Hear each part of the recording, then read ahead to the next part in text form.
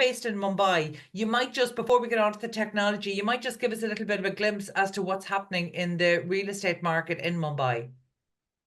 Yeah, sure. So as you mentioned, definitely Europe and Ireland has the potential, right? And amazing potential, right? But post-COVID, there are some elements that are working over there. The cost construction, the market slowdown, facing the bit, the challenge for people, right? And kind of a bit challenging for the foreign investors and people to move over there.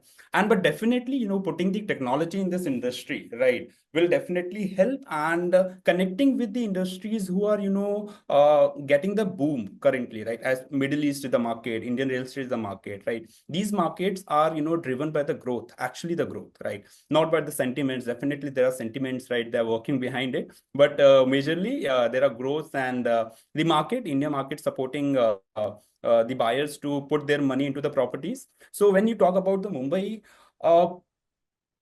basically India has three segments, right? As I was discussing with you, right?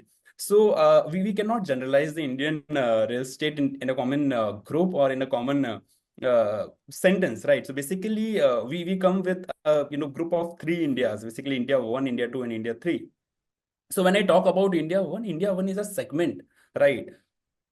They do not bother about the price, they do not bother about the affordability. These people are more focused about the quality and service over the price of that particular property, or maybe any investment, right?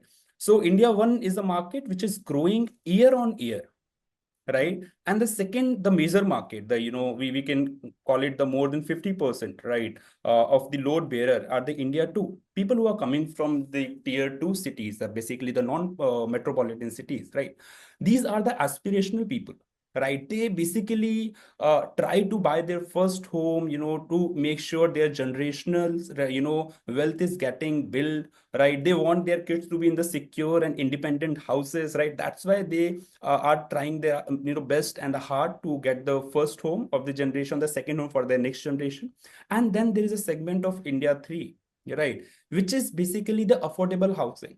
So one major key points in India to drive this market is government policies, right? There are two to three, policies which are working in the favor of India 3. The first is Pradhan Mantri Awas Yojana, basically, affordable housing scheme by the Prime Minister of India, right? Which is giving support for the financial, loan, or maybe the debt, whatever they, prefer to buy home with, right? So these are the segments who are getting the growth, right, comparatively with the previous financial years, right?